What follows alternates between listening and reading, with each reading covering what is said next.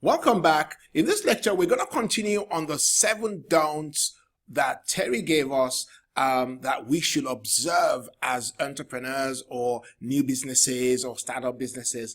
So we've talked about 4. Now we're on number 5. What's number 5? It says, don't let outside contractors go without scrutiny, which means that whenever you have an outside contractor, make sure you've done your due diligence on that person and check them out and make sure the job is done, because once they sign off their invoice or they send you an invoice and you paid for it, then that's it, they're gone, so and sometimes you get unscrupulous men and women who come to work for you as outside contractors, and they could just make a mess of things and just go away. So you want to be very careful whenever you get an outside contractor to scrutinize them. One way to eliminate that could be for you to hire people from the outside that come recommended. So because you have people come recommended, then that kind of eliminates certain amount of risk. It doesn't remove the risk completely, but it eliminates certain amount of risk. So you might want to consider doing that.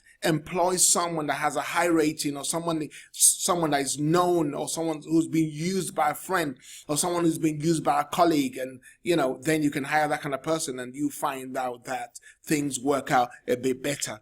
Number 6, don't let go of the reins. And I had to ask Terry, what do you mean by don't let go of the reins? And she said, you know what, you're going to check, for example, to give an example, you're going to check your bank account, or your accounting system, not once a year, but every month, so that you know what's going on, because you don't want to be stung at the end of the year with a mistake that you could have fixed in the beginning.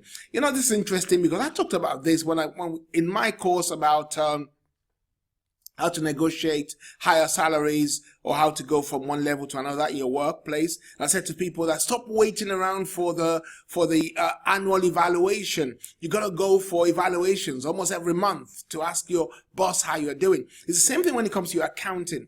Check over the accounts, make sure that you've got enough money, enough cash flow flowing in and out of the business. You don't want to get caught out, because cash is king. And if there's a problem, you're going to fix it before the end of the year, instead of waiting until the end of the year to account before you actually view your accounts. You're going to be viewing your accounts sometimes, some people view accounts on a daily basis. Another way to look at this is you might say to yourself, okay, what are the metrics that I need to be measuring as we go along? And you cannot do this on a daily basis as opposed to doing it on a monthly basis. You're going to be checking, how well have we done in terms of sign-ups, or in terms of inquiries, or in terms of churn. How's our churn rate now? Or how many people have actually using our product? What's the activation rate? You're going to be looking at those things that are important to your business on a daily or a weekly basis, definitely on a monthly basis, and not a twice a year or once a year as some people might do. And then finally, she talked about don't get comfortable, stay on the sidelines, and become stale. So don't get too comfortable with what you're doing. Always know that there's someone else on the other side that's trying to, we call this disruption in the business now.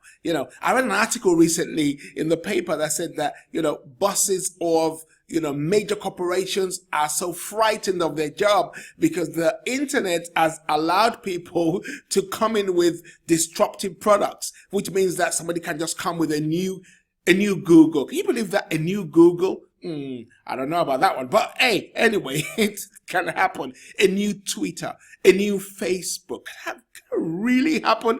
Well, there's somebody developing the next Facebook, and unless Facebook keeps evolving and innovating and keep changing, then someone's going to come and take over, because actually there were other things before Facebook came along, and look at how Facebook has taken over. There was Yahoo search before Google came along. Actually, I was listening to a book. I was reading a book today by audio, and it said that Google offered Yahoo their product for $1 million, and they turned it down. Oh my goodness, they must be kicking themselves right now. But anyway, they got too comfortable. They couldn't see the future. So you're gonna be evolving. You're gonna be changing the things you do, and kind of just innovating and continuously listen to your customers and going around that loop of idea, build, measure, learn, as Eric Ries says with a lean startup. So if you adapt the lean startup methodology to your business, then you're going to find things go on very much more smoother. So that's the seven don't do list, or 7 list of, sorry, let me say that again. Terry's list of 7 don'ts. Got that right this time. Terry's list of 7 don'ts. Very important. If we apply that to our businesses, it's going to really take us to the next level. Okay? And I'll see you in the next lecture.